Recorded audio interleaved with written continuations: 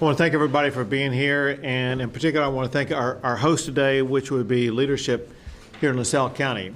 I want to thank them not just for hosting this, but for everything they've done in response to rising waters and the flood event here in July of 2026. In particular, I want to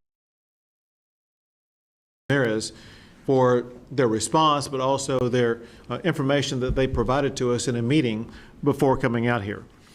Before I go into what has happened here, and let me first address what has happened with regard to Tropical Storm Bertha.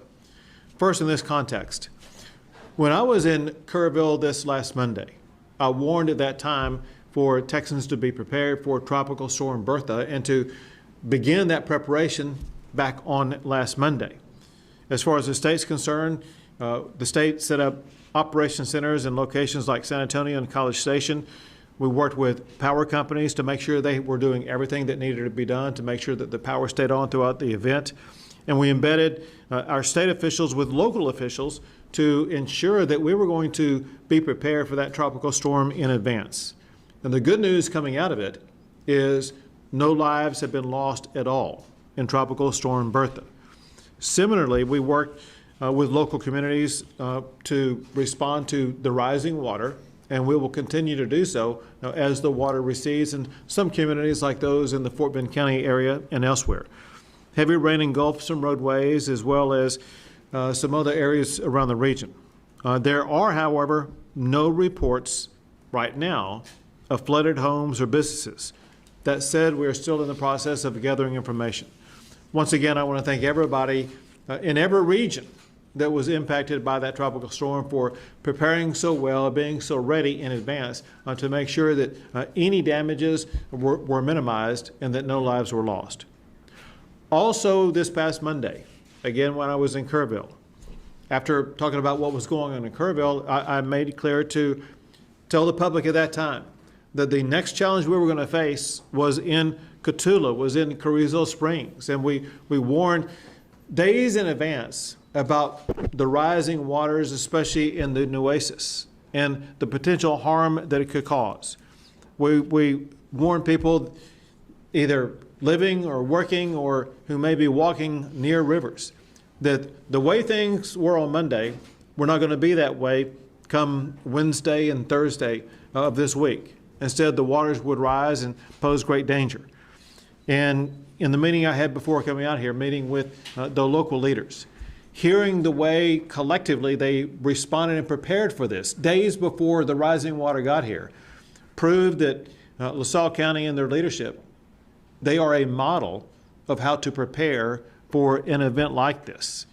They were knocking on doors 10 days in advance, all the way through the time when the water rose, letting local residents know they needed to either evacuate or to be prepared for the rising water and to take measures days before the water got there. I want to thank all the local leaders, the first responders, the volunteers, our fellow Texans, the residents who live here, for their effective response. What they did truly saved lives. I also want to thank state teams that were involved with them in those efforts. That includes the Texas Military Department that has been here about 2 weeks in advance. Also, Texas Task Force 1 that joined in the efforts to knock on doors. The Texas Department of Public Safety, game wardens, boat teams, EMTF, all of them have been integrated and involved to make sure that these communities were going to be as safe and as prepared as possible. And since Monday, there's been no lives lost in this region. However, on July the 20th, there was a report that in Valverde County, a report of a death of someone who was driving through high waters and got swept away and lost their life. So now there are officially 3 people whose lives have been lost because of the July floods. Before coming into this press conference and before having the meeting moments before this, I had the opportunity to fly over this region and see the devastation that has taken place because of the rushing waters that continue to rip through communities. I would say of all the regions that I've flown over, during this flooding episode because of the July floods. The area that had the most water that I saw was right here in the greater Cotulla area. Once you're above the Nueces, that water is everywhere. And it seems like it just continues to persist. We saw destruction to homes. We saw destruction to infrastructure. We also saw signs, however, of people and communities already embarking upon the rebuilding process. In the meeting that we had moments ago, I was impressed with the trademark resilience of the leadership and the people of this community. And what the county judge said, who will be talking to you here shortly, is that the work is beginning with regard to fixing this region and get it rebuilt and put back together. Again, I want to thank all the local leaders and first responders and fellow Texans for what they are doing to help these local communities recover and to rebuild from this storm. In addition to that, I also want to thank more broadly all of the state responders, which includes the National Guard, DPS, game wardens, TxDOT, Texas Division of Emergency Management, Texas Emergency Task Force, as well as all first responders. During our meeting, it was reported by the mayor that at Cotulla, the Nueces River crested at 29 feet and 3 inches. Currently is at about 25 feet. So obviously it is reduced about 4 feet already. In the Cotulla area, we expect that to continue to decline. However, as I will explain later, there'll be other places where it will continue to go up. However, here in LaSalle County, as the waters recede, the cleanup will begin. The state is going to be working with local officials to expedite things like debris removal and accelerate the rebuilding process. The Texas Department of Transportation is prioritizing road repairs and rebuilding roadways. To support these efforts to the fullest, I issued a disaster declaration for 59 counties. And in addition to that, I issued a major disaster declaration request to the federal government, seeking the federal government's assistance for 33 counties, including LaSalle, DeWitt, and McMullen counties. Statewide altogether, the state has provided more than 2,700 personnel, more than 1,400 vehicles, more than 22 boats, more than 20 aircraft. And altogether, the state has rescued more than 530 people across our state. Now the state is working with LaSalle, Dimmitt, and McMullen counties in the recovery stage of this event. The following information I'm going to provide is the information that the state has at this time. It can and will be supplemented by each of the local officials. For LaSalle County continues to experience impacts from the July 12th flooding event. Flooding along the Nueces watershed and its tributaries have affected both the residences as well as public infrastructure throughout the county. Damage assessments remain ongoing. However, significant parts of the county remain flooded and inaccessible, delaying the full identification and documentation of the way that properties have been impacted. It was reported at the meeting that there have been at least 48 residences in Cotulla that have sustained damage, including at least 6 with major damage, probably more than that. That is a premature number because we all know that as soon as the waters recede, evaluators will be able to get in and evaluate more about the properties damaged, so that number is likely to go up. Some businesses are also damaged, and again, further assessments will identify how many. 3 households have requested voluntary agency cleanup assistance. LaSalle County and the city of Cotulla continue to monitor water levels, and as I pointed out, they are going down, which is what we expect. We also expect additional recovery needs to emerge as conditions improve and as assessments continue. Currently, there is food being made available by the Red Cross. I had the chance to visit with them outside, and they're doing a fabulous job to step up and to lean into this and to help out the local folks in this community.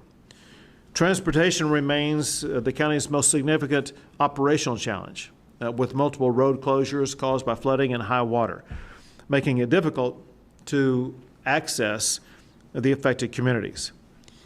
The mayor pointed out that there's been assistance provided not just by the state of Texas, but also by other states. And we all want to express our gratitude to the states of Tennessee, Oklahoma, Arkansas, and Alabama for everything that they've done to assist folks here in this area. LaSalle has made it through the storm, but it only now is able to fully begin the recovery process. Now I want to share some information about both Dimmitt and McMullen counties. In Dimmitt County, they also continue to experience impacts from the July 12th flood and weather events. Flooding along the Nueces River and its tributaries has damaged residential properties, public infrastructure, and community services throughout Dimmitt County. There, at least 28 residences have been damaged in some form. 4 have major damage. 16 residences in Dimmitt County have been destroyed. Additional damage will be identified as floodwaters recede. Dimmitt County has also reported damage to public infrastructure locations totaling almost $1.4 million in estimated damages. That damage primarily involves water control facilities, utilities, and roadway infrastructure affected by flooding. 4 households in Dimmitt County have requested voluntary agency cleanup assistance. The primary unmet needs there are debris removal and general property cleanup. In Dimmitt County, as well as LaSalle and McMullen counties, TxDOT will provide any additional information concerning roads. For McMullen County, flooding associated with the Nueces River watershed continues to impact the county. River level remains in major flood stage and is slowly receding. Flood warning remains in effect through Friday night. Significant portions of the county remain flooded and inaccessible, delaying damage assessment efforts. To date, the most significant reported impacts are to public infrastructure, roadways, drainage systems, though assessments remain ongoing. In McMullen County, there's 1 residence that's been reported as having minor damage. Impacts may have been identified in the Tilden area also. Residents in those regions are encouraged to report those damages. Listen, on that topic, one of the most important things, regardless of which county you're in, one thing the state is seeking is for local residents to report damages they have sustained. Our ability to work with you and to assist you hinges in part on the information that we get about whether or not your property has been damaged. And so please, if you would, if you look over here on this side, that piece of paper, damage.tdem.texas.gov, you can go to that location and report damage to your residents, which is very important for us to be able to respond and help you. I want to share information with you all about where we are and where we're going with several rivers. The Frio River has crested. Water is rising at the Choke Canyon Reservoir, however. People living between Tilden and Choke Canyon need to remain aware and vigilant, as there may be rising water in those regions over the next couple of days. The Nueces River in Dimmitt and LaSalle counties is still in major flood stage through Tuesday. In Live Oak County, the Nueces is expected to have flooding continuing through July the 27th. In McMullen County, the river is expected to reach flood stage on Saturday and crest on July the 29th. The crest of the Nueces River is expected in Lake Corpus Christi on August the 2nd. You can tell by those dates, which are in the future, to expect more effects by the river, especially the Nueces, and the damage it can cause to the regions downstream from where we are right now. anybody living, working, or commuting, or even walking around areas downstream of the Nueces from here all the way to Lake Corpus Christi needs to be aware of possible dangers as you go forward. Again, I want to thank our local leaders for the way they responded, and at this time I'd like to turn things over to Judge Martinez. Thank you, Governor. First and foremost, thank you for all the resources you sent to us. With that, I mean, we couldn't accomplish what we did. It was great working together with all these agencies and making sure our constituents were put first. And between all of us, I think we accomplished that mission. So again, thank you. You got it. Thank you. And now, Mayor Luna. First and foremost, I want to thank God. Thank God for sparing the lives of our community and minimal impact.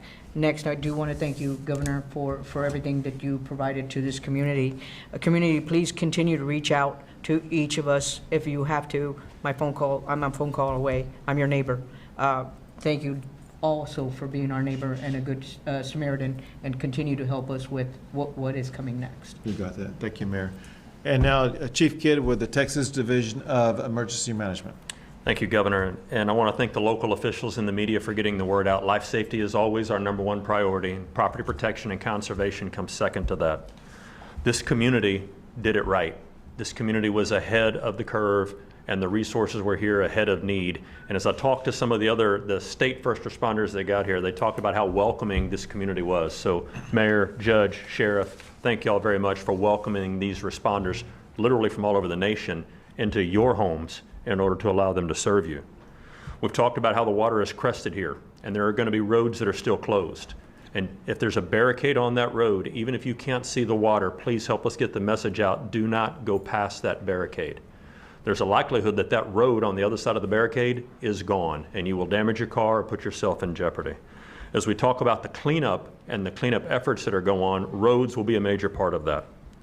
We're going to work to take care of the citizens of LaSalle County. And the governor mentioned the disaster portal, which is right here, disaster.texas.gov. That's where resources are made available. Damage is reported at damages@tdm.texas.gov. But for anybody out there anywhere in the world that wants to donate money to help for these efforts, rebuildtx.org is the website to go and do that.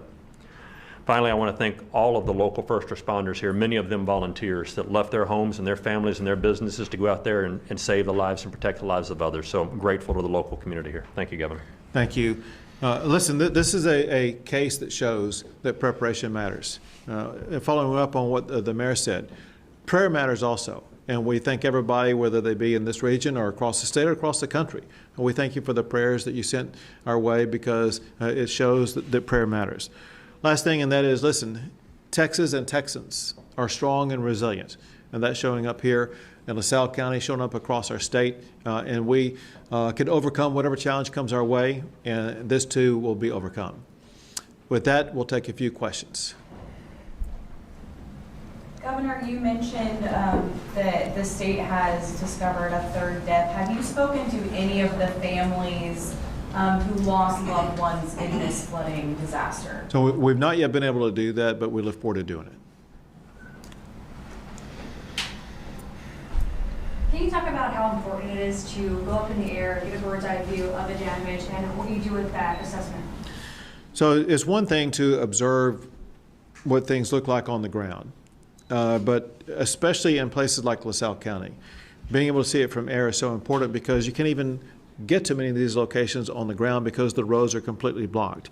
And so by being able to fly over in the air, we were able to observe submerged properties right now that we otherwise would not have seen. That informs us about what needs to be done in the response, but also provides us information we need to make our full request to the federal government for their assistance.